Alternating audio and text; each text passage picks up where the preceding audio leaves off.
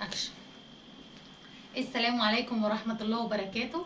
عاملين ايه يا حبايب قلبي؟ دي من اوائل الفيديوهات اللي انا هعملها على اليوتيوب. دي بنتي مليكة. آه ودي منا. احنا هيبقى يعني المحتوى بتاعنا عائلي. ف... فيعني يا رب نكون خفاف على قلبكم و... ونحاول نقدم لكم حاجه تفيدكم. انا النهارده هعمل ايه؟ هروق الشقه بتاعتي. هي الشقه متروقه كده، بس هروقها حاجه بسيطه كده، وفي نفس الوقت نتعرف على بعض كده واحنا بنروق الشقه. ماشي، يلا هنبدا الفيديو. ما تنسوش.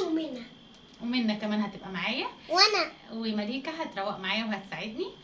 ما تنسوش تحطوا لايك وتشتركوا في القناه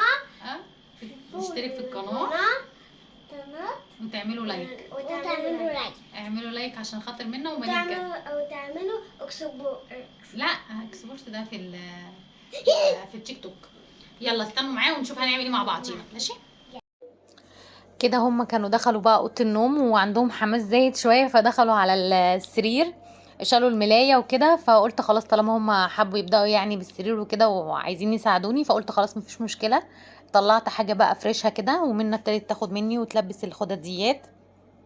انا رحت اجيب الرش ده عشان امسح الخشب، لاني كنت المفروض اصلا ابدا بيه الاول وبعد كده يعني اعمل الارضيه وبعد كده افرش في الاخر خالص الملايه. يعني انا دايما بعمل كده، بس قلت خلاص طالما هم يعني بداوا قلت مفيش مشكله. ملكه هي ابتدت بقى تساعدني شويه. هي شويه تلعب وشويه تساعدني، بس هم عندهم حماس كده يا جماعه اصلا بالتصوير وبالفيديو. انا والله صورت عشان خاطرهم، وقلت لهم خلاص طالما انتوا حابين اليوتيوب وكده تعالوا نعمل فيديوهات مع بعض. اتبسطوا قوي لان هم دايما كانوا عاملين يوم تعالي نعمل تحديات، تعالي صورينا، تعالي تعالي. قلت خلاص يعني نعمل قناة ونعمل فيديوهات انا وهما ونشارك بعض كده ويعني ونعرضها لكم طالما هم حابين الموضوع ده. حتى بصوا مليكة فرحانة قوي، بتقول لكم واحنا بنروق مع ماما وبنساعدها، وبتقول لكم بس احنا فرشنا دلوقتي السرير وعماله اكلمكم بس. قلت لكم انا عملت الخداديه طبعا، منى هي اللي عملتها. هنا بقول لكم حطوا لها لايك يا جماعه، دي شاطره. ومنى بتقول وانا كمان. انا والله كنت عايز اشيل المقطع ده اصلا وهم يعني يبقى بصوتهم، بس انا ما عرفتش، فقلت خلاص خليه زي ما هو، انا اقول لكم هم بيقولوا ايه. منى بتقول انا ساعدت ماما وهساعدها يعني وفي في الروتين بتاع الشقه. ومليكه هنا بتقول لكم حطوا لي لايك واحنا هنصور لكم فيديوهات كتير ومبسوطين قوي وعندهم حماس. اهي بصوا منى بتقول لكم احنا خلصنا كده الاوضه هنا.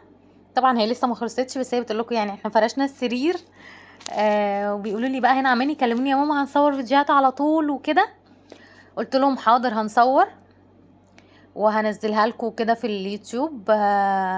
وهنعمل تحديات سوا. بصوا هم عمالين يكلموني فبيقولوا لكم قولوا لها يعني ان هي ايه، توافق ان احنا نصور ونستمر يعني في الموضوع ده، فهم حابينه يعني.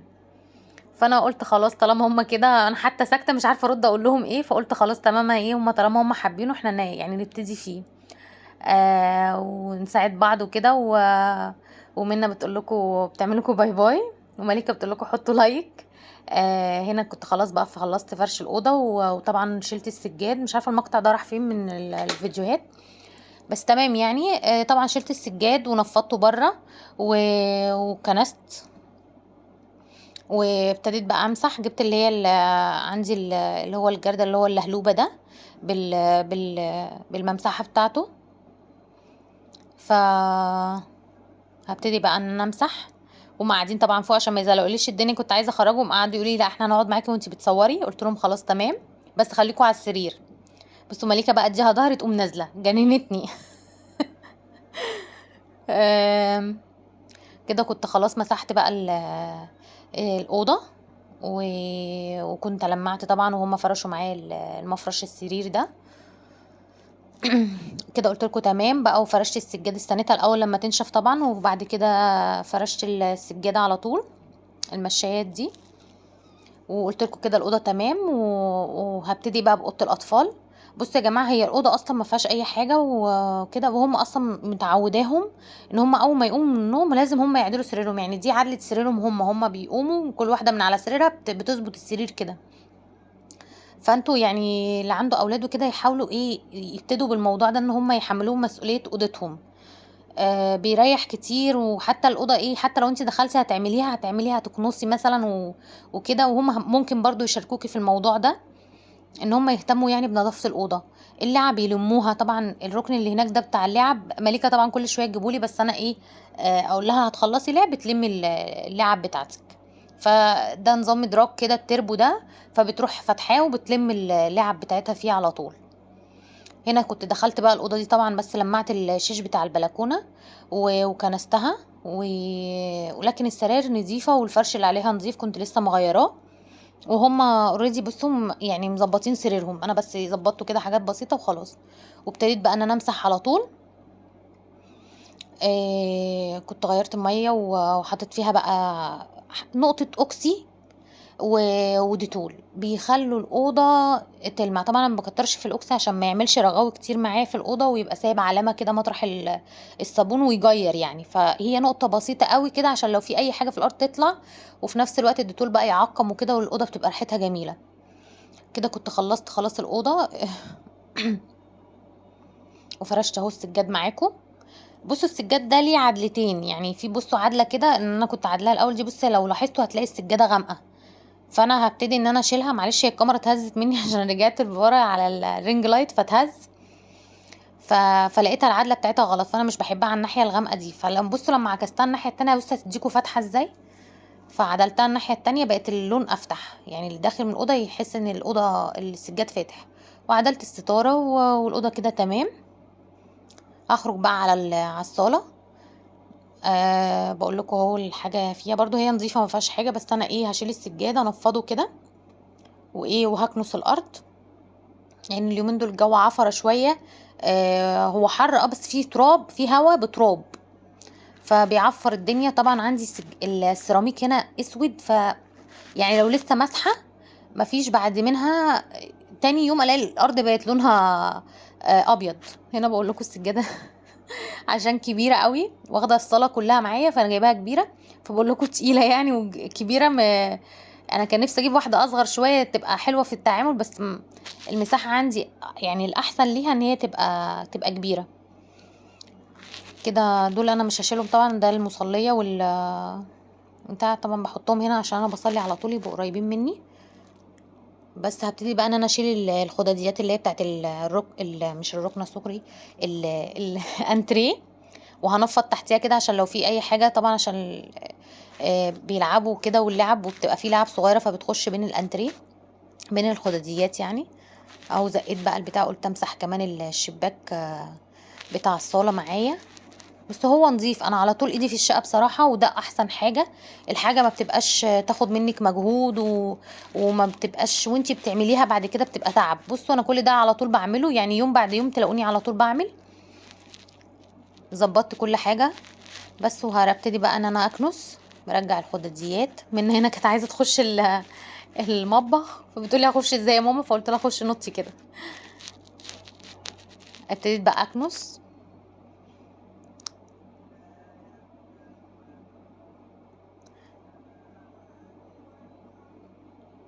اهو بشيل الكرسي وبحاول اظبط الخداديات تاني، برجعها مكانها كل حاجه.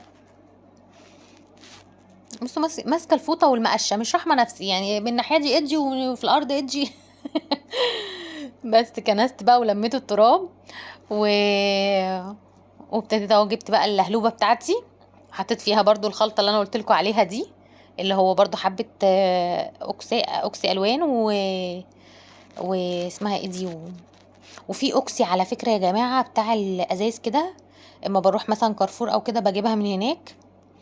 اللي هي بتاعت مسيح الارضيات او الاسطح والكلام ده كله، ريحتها بتبقى بالليمون رهيبه. بيبقى في كذا ريحه بس، واللافندر وكده، بس بالليمون دي رهيبه. بجيبها برضو. بس طالما مش عندي ده متوفر، بحط بقى نقطه اوكسي الوان ده وديتول، بيخلي الارض بتزغرط كده بتلمع. حطوا لايك يا جماعه، ما تنسوش تحطوا لايك. ايوه انزلي على طول حطي لايك وانت بتتفرجي عليا كده. هنا بقول لكم انا خلصت، هستنى شويه لما تنشف واروح فرده السجاد. هنا كانت الارض نشفت وبتلمع اهي معايا وزي الفل. وهبتدي بقى بصوا السجاده. تهمه. هي باينه لكم في الكاميرا صغيره بس هي كبيره، هي واخده الصاله كلها، فتهمه يعني. هنا بحاول بقى اظبطها على البرواز اللي في الارض بالظبط، لان انا عامله من جوه كده فاتح، المفروض اعمل يعني من بره فاتح ومن جوه غامق. انا معلش بقى، الحمد لله نصيب يا جماعه. بس يعني اللي هيعمل سيراميك غامق بلاش بلاش بلاش. هنا اللي هي بين الاوض، الطرقه الصغنونه دي اللي بين الاوض برضو عملتها مسحتها، وكنت جايبه نفس الشكل بتاعها ده كده بتاع السجاده وحطيتها خلصت كده. هنا بقول لكم دي مش كركبه، ده المصليه يعني، هسيبها عشان خاطر بصلي. ودخلت المطبخ بقى يا جماعه.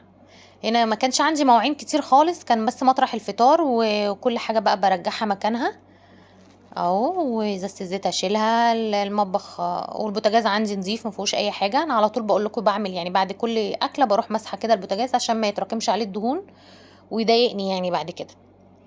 هنا كانوا كوبايتين كده مطرح الفطار، الشاي بلبن والصينيه ومش عارفه اقول لبانه، على طول كده غسلتهم. بصوا هو الموضوع والله بيفرق قوي. يعني هي النظافه دي بتفرق قوي. هو الموضوع كله ياخد منك ساعة ساعة الا ربع، الدنيا هتبقى بتشف وترف معاكي، وتقعدي بقى تشربي كوباية شاي كوباية بيبسي، عشان من مدمنين البيبسي بصراحة وما انصحش حد يعمل كده، يعني بحاول ابطله.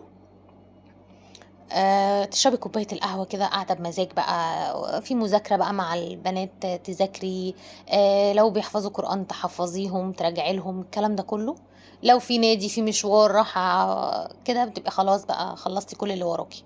هنا كنت خلصت بقى. بس بحب قوي امسح اغسل يعني الحنفية وكده بعد ما بخلص. كل مرة ما بخلص بروح غسلاها، بحس ان ايه تلمع كده، بيبقى لمعتها بصراحة بتريحني. عشان المطبخ ده احنا بنقضي فيه اغلب وقتنا يعني، فبحبه يبقى نظيف كده عشان نفسيتي تبقى مرتاحة. آه كده خلصت خلاص.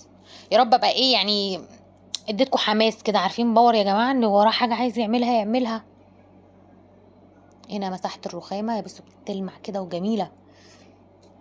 خلصت تمام، وخدت معاه الالمونتال من تحت كده الرف بالمره، بصوا بقت تلمع كده. وخلاص المطبخ هبتدي بقى بقول لكم ايه، ان انا هشيل السجاده وهكنس وانفضها كده وهكنس وخلاص، وابقى انا كده ايه ومسحتها، وبقى كده خلصت بقى الحمام. هروح عاملاه مع نفسي كده قوام وخلاص، واخد الدش واقعد بقى انا كده سلطانة زماني زي ما بيقولوا. كنست بقى الارض.